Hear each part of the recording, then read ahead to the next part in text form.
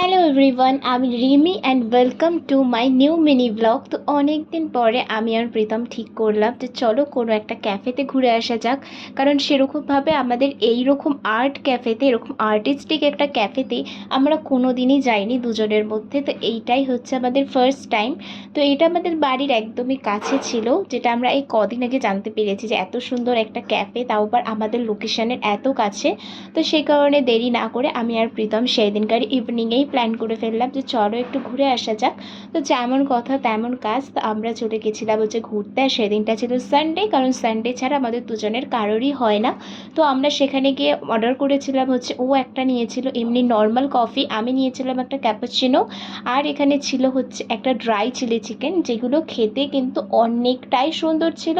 আর এইখানে সব থেকে যেটা ভালো লেগেছে সেখানে হচ্ছে দেখো ওরা বিলটা কত সুন্দর একটা বাক্সের মধ্যে দেয় না। আবার দেখা হবে নেক্সট কোনো ব্লগে।